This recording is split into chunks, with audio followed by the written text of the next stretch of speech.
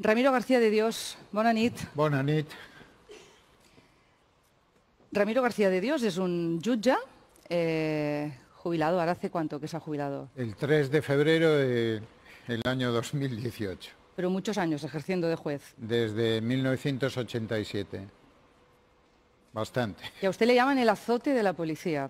Bueno, es una expresión no poco cariñosa, pero tampoco es despreciativa. Es más bien, bueno, de haber comprobado que hay jueces garantistas y que ejercemos o pretendemos ejercer una función de control sobre los pretendidos poderes autónomos que se atribuye a la policía. Un sistema, más que la policía, yo prefiero hablar del subsistema policial, sobre todo un subsistema policial que tiene prácticamente un hilo conductor con ningún tipo de ruptura con la dictadura de la policía. Y eso va creando una especie de sensación de poder autónomo para los cuales el juez de garantías, el juez que pretende controlar las llamadas extralimitaciones por otros llamados excesos, pero para un juez garantista los presuntos delitos que puede cometer un agente de policía en el ejercicio de su cargo, pues siempre es algo no precisamente bienvenido y que a mí me ha merecido ese cariñoso apodo de azote. Oiga, es que de hecho cuando usted se jubiló, hubo policías que brindaron. Yo creo que incluso hubo una gran fiesta, no sé si en alguna de los saraos que hay en la Villa de Madrid, pero yo creo que hubo fiestas. Sobre todo hubo fiestas porque yo desde el año 2009 hasta que me jubilé en el 2018 desempeñé, aparte de la función de juez de instrucción, la función de juez de control del Centro de Internamiento de Inmigrantes de Madrid-Aluche.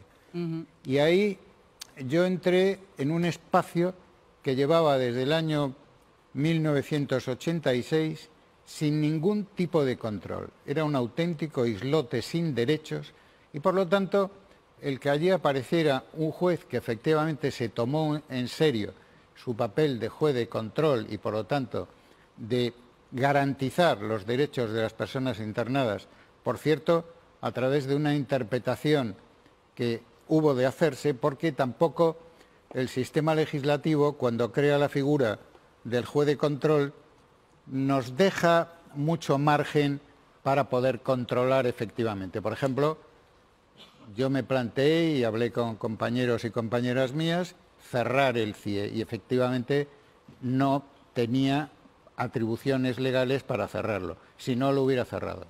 ¿Por qué no es habitual que los jueces critiquen a la policía en España? Desgraciadamente el subsistema policial, por causas que yo creo que todo el mundo puede entender, ha tenido una gran conexión con el aparato judicial penal, sobre todo con los jueces de instrucción.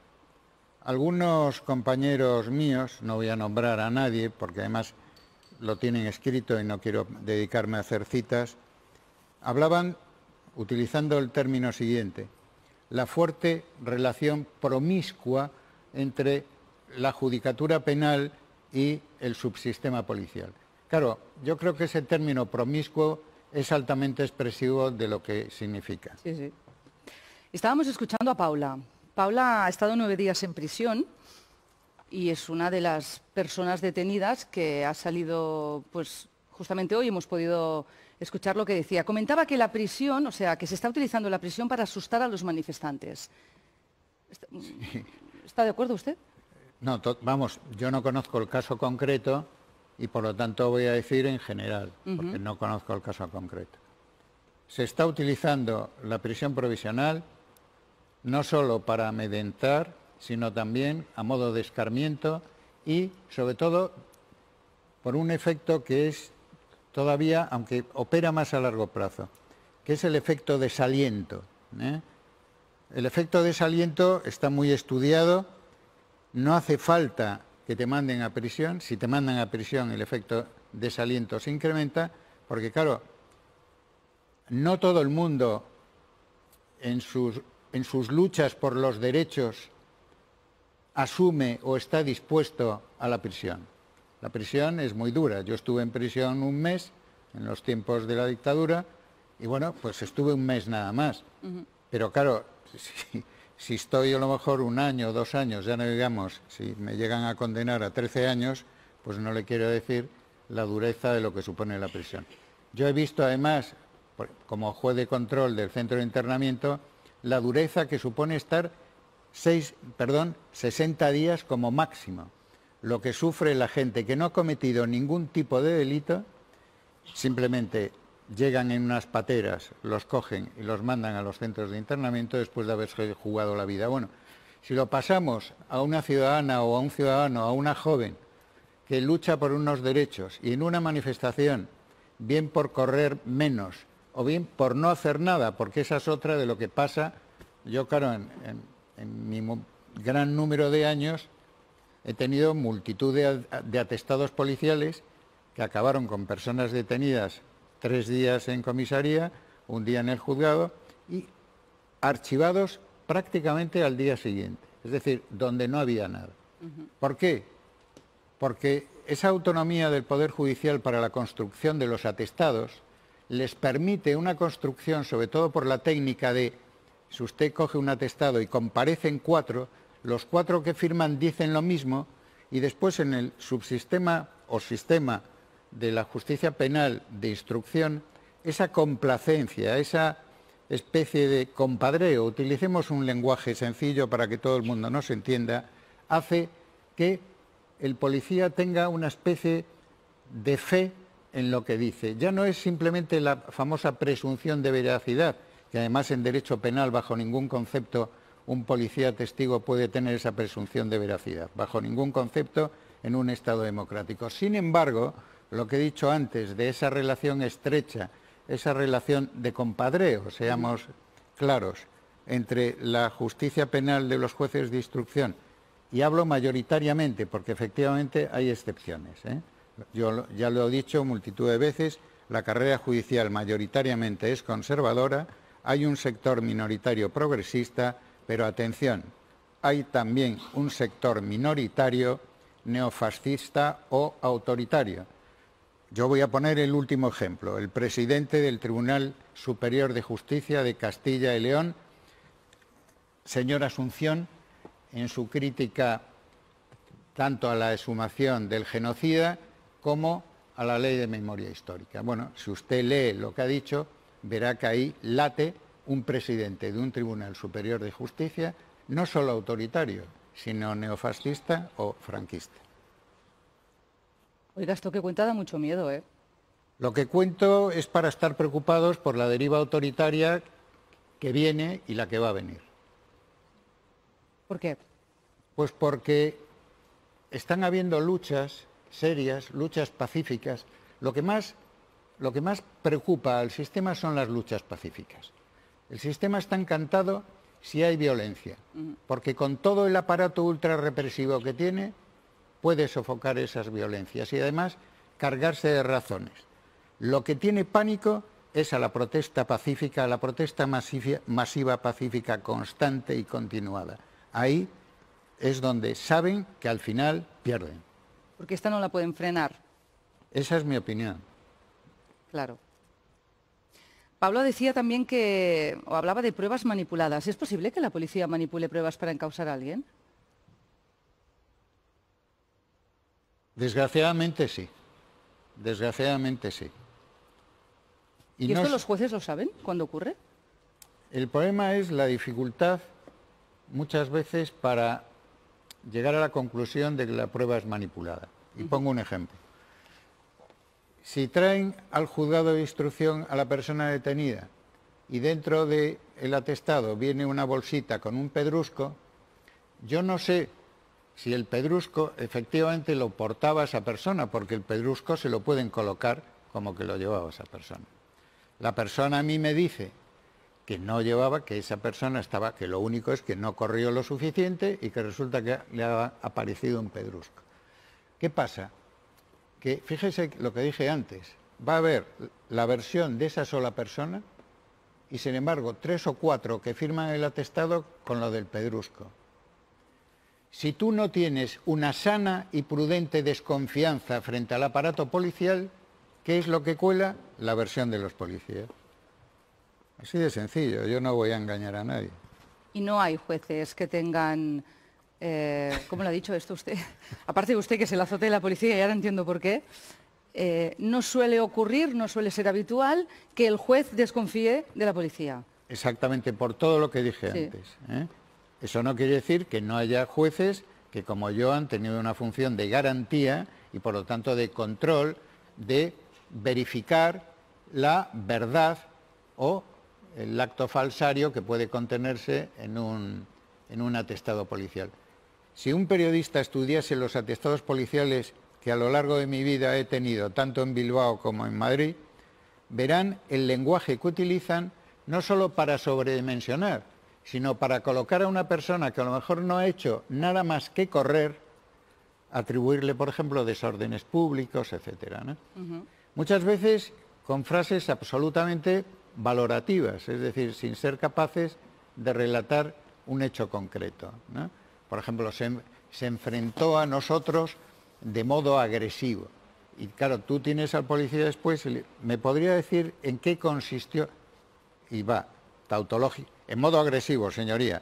Oiga, dígame hechos concretos. Eso les molesta, porque ahí pueden fallar, porque yo cuando ya tomo declaración a los policías, yo les tomo declaración por separado, con lo cual ya no se me pueden comunicar. Y ahí eso le tienen pánico. Ya. Y te llega, alguno se atreve a decir, ¿qué pasa, señoría? ¿Que se atreve usted a desconfiar? O sea, así es, desgraciadamente. Pero es que usted lo dice con una normalidad que Yo a lo mí, digo, sinceramente, yo lo digo porque soy me preocupa mucho. Yo lo digo porque soy consciente en lo que he trabajado, soy consciente en que tengo el deber de que la ciudadanía sepa también lo que es un subsistema policial autoritario, porque esto no quiere decir que, claro, que toda la policía, porque la policía científica no tiene nada que ver con esto, las policías que se dedican a investigación criminal tampoco. Aquí el tema fuerte está en los llamados cuerpos de antidisturbios, sean los que sean, sean los belchas de la Archancha Vasca, sean las brigadas móviles de los Mossos de Escuadra, sean las unidades antidisturbios del Cuerpo Nacional de la Policía o las especiales de la Guardia Civil, o incluso algunas extrañas y pintorescas creadas en Madrid por el gobierno de la derecha de la Policía Municipal. ¿Qué le parece las actuaciones de los Mossos y de la Policía Nacional durante estos altercados? Bueno, una ventaja de la jubilación es que me ha permitido ver cantidad de vídeos, y no solo de televisiones del Estado español, sino vídeos a través de otras televisiones.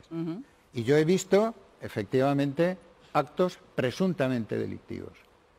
¿Y qué tipo de delitos? Primero, de presuntas lesiones y, sobre todo, de presuntos delitos contra la integridad moral de las personas. Es decir, no hay derecho a agarrar a una persona que está sentada, patearla, pegarle. Eso es más que una agresividad de tipo de fuerza, es más bien humillar, es querer destrozar. O sea, Ferrajoli, en su libro sobre el manifiesto sobre la igualdad, en el capítulo 7, habla de sadismo legislativo, de sadismo gubernativo, y ya hay estudiosos que están hablando ya del sadismo jurisdiccional. Dentro del gubernativo va el policial. Ya. Esto está en la doctrina, el libro por eso lo nombro, porque si alguien se extraña, porque claro, cuando se habla de sadismo no se quiere decir que la persona sea un sádico comprobado o un psicopatón, no, eso no lo sabemos, pero que actos que evidencian un comportamiento sádico y sobre todo denigrante para la integridad moral, para la dignidad, para ser claros, para que las personas lo entiendan bien, ya no es solo el acto lesivo de golpear en la cabeza o de disparar bolas de esas de goma o pelotas de goma, no, es esos ataques absolutamente, diríamos que lo que persiguen es no solo generar miedo, por supuesto, sino mostrar la cara, diremos, del poder violento. Señor García, eso es así. García de Dios, ¿usted coincidió con el ministro en funciones Grande Marlaska en el País Vasco como jueces de instrucción? Coincidimos los dos. Yo estaba en el juzgado de instrucción número 9. Coincidimos prácticamente 5 años y medio, cerca de 6 años. Lo conozco bastante bien porque éramos nada más que 10 jueces de instrucción. Y así como en Madrid, en la Plaza de Castilla, éramos 50 y tantos, pues en cambio en Bilbao tuve mucha relación. Y tuve la ocasión de comprobar qué tipo de juez era, lo mismo que ya no en Madrid, porque yo el tiempo que coincidí en Madrid con él, pues prácticamente ni nos hablábamos, pero en Bilbao sí, y bueno, ¿Ha comparado la situación en Cataluña con la que hubo en el País Vasco? Eso es, en fin, que quien me escuche no vea nada. Vamos a ver cómo. Eso es de una intensa o acusada miseria moral e intelectual. Yo he vivido en el País Vasco 8 años y medio y he visto lo que he visto.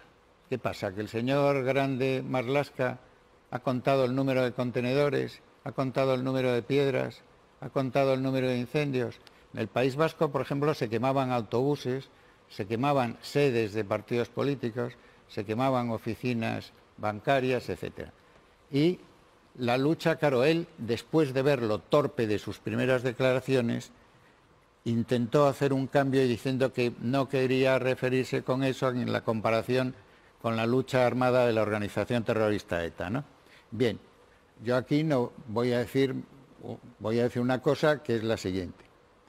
En el País Vasco, en las luchas obreras, bien de la siderurgia, bien del naval, hubo episodios que, comparados con los que yo he visto en Barcelona, los de Barcelona eran juegos de indios y comanches, vamos. ¿Qué tipo de juez era Grande Marlaska? Que no me lo ha dicho. Un juez... No se me vaya tan lejos, y cada vez se va más lejos. Se va apartando. Un juez antigarantista, un juez autoritario, un juez... Fíjese, relacionando con lo primero, un juez con una mentalidad policial.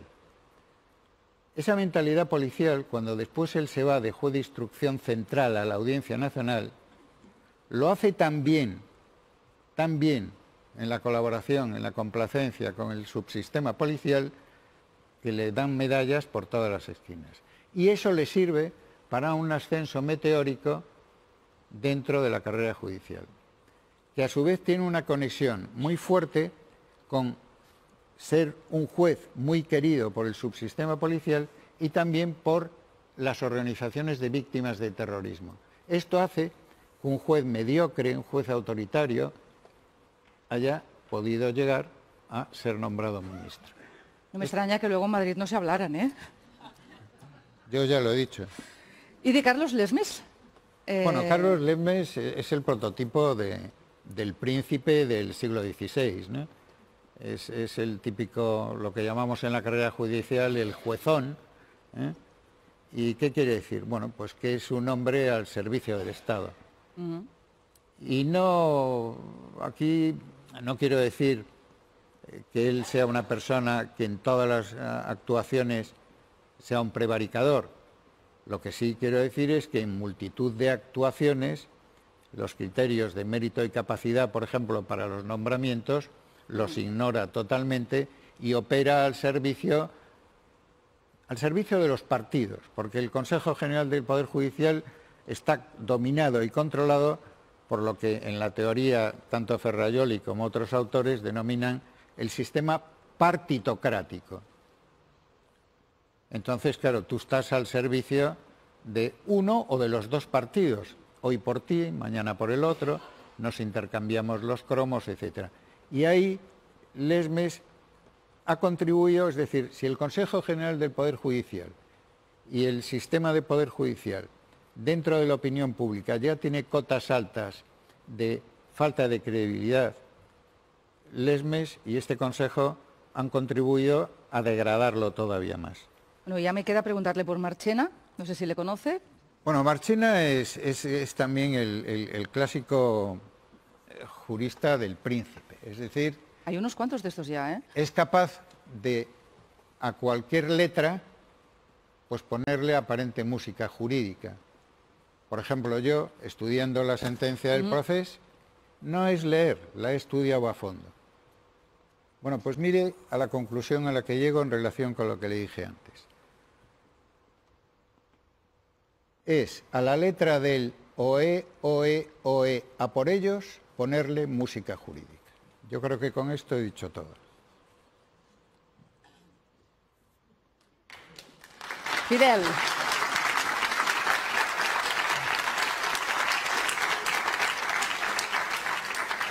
Andaban, Fidel, digas. Buenas noches. Primero una reflexión que quería compartir con usted. Me gustaría saber qué opina de que ciertas latitudes políticas ahora descubran la represión policial a raíz de según qué circunstancias, teniendo en cuenta que hay desde hace bastantes años trabajando entidades de forma muy modesta, como Iridia, como el Observatorio de los Derechos Penales, como los autores de un documental que le recomiendo, que es La cifra negra de la violencia institucional, como es la gente de Tanquem els CIES, de Cerremos los CIES. O sea, una reflexión sobre qué le parece que ahora ciertas latitudes políticas descubran o hablen de represión. Y una pregunta doble muy concreta, a raíz de su diagnóstico del sistema penal y penitenciario judicial. Una sobre los sindicatos, tanto de los sindicatos del sistema penitenciario como de los sindicatos policiales. ¿Cuál es su opinión respecto a la actitud que están teniendo los sindicatos, en teoría defensores de los trabajadores y de los derechos, en toda esta descripción que usted hace? Y segunda, ¿cuál sería la reforma legislativa y judicial que usted propondría para evitar este tipo de politización tan evidente del sistema judicial español? Era una, pero bueno, Fidel hace esto. Dice que hará una y hace tres. No, lo que pasa es que las preguntas, vamos a ver, empezando por el final, ¿qué propondría yo? En primer lugar, un sistema de acceso a la carrera judicial que impidiera, o que hiciera, mejor digo, vamos a quitar el verbo impedir, que hiciera posible que la carrera judicial no estuviera mayoritariamente formada por jueces o juezas con una procedencia social muy condicionante después para el ejercicio de la función judicial. Es decir, es imprescindible que en la carrera judicial no solo haya hombres y mujeres, ya hay más mujeres que hombres, sino que esos hombres y mujeres tengan mayoritariamente una procedencia, diríamos, por utilizar un término que también engloba al término clásico referido a procedencia de origen de clase trabajadora, de clases populares. Y a su vez con un sistema de formación que evitara que la formación sea la del loro cantando temas. Es decir, yo por ejemplo me inclinaría por el sistema holandés, que es un sistema en el que para acceder entras a la escuela judicial con un sistema de test de cultura jurídica, de cultura general, de sociología, etcétera, y después en la escuela judicial es donde te forman para el ejercicio de la función jurisdiccional, durante varios años, no durante un año, no me acuerdo de memoria si son 3 o 4.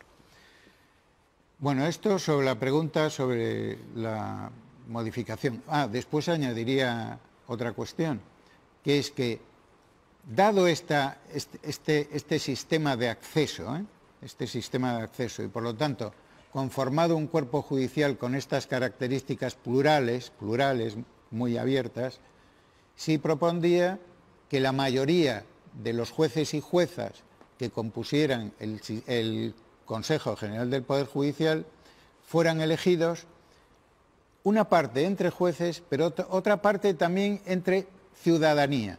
No me atrevo ahora a definir cómo sería el modo de elección entre la ciudadanía. Bueno, hay otra pregunta que es sobre los sindicatos. Yo de los sindicatos de prisiones, la verdad no tengo, no puedo, la pregunta que no tengo capacidad de, porque no he conocido.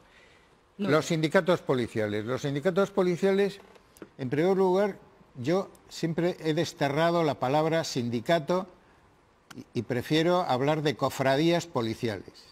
Es decir, yo entiendo que un sindicato es trabajadores que luchan frente al patrono, que luchan frente a un Estado que en un momento dado, pues eso, degrada el sistema de asistencia social, etc.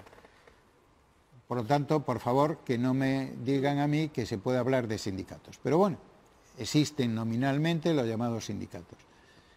Si la carrera judicial es corporativa, los sindicatos son ultracorporativos. Eso quiere decir que, bueno, que atacan sistemáticamente cualquier crítica, pero a extremos.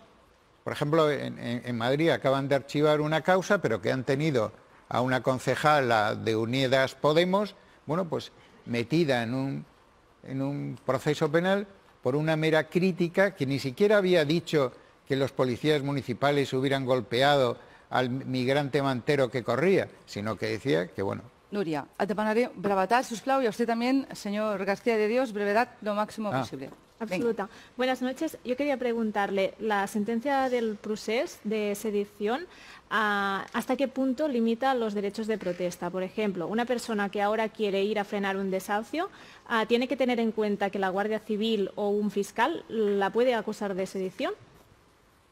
En mi opinión, vamos a ver, en mi opinión abre una vía peligrosísima para que ocurra que la Fiscalía, en virtud de un atestado de la Policía Nacional, de la Guardia Civil, de los Mossos, de la Archancha, etcétera, pueda acusar de sedición. Ahora, yo creo que es tan brutal el tipo penal de la sedición por las penas que lleva, que yo creo que, salvo que ocurran episodios de violencia física contra los agentes, de violencia física contra la comisión judicial, etcétera, yo creo que no va a ser posible, salvo que, bueno, que aquí me pase yo de optimista, porque, como habrán podido ver antes, soy más bien pesimista sobre lo que viene. Señor Ramiro García de Dios, muchas gracias por haber estado esta noche en Preguntas Frecuentes.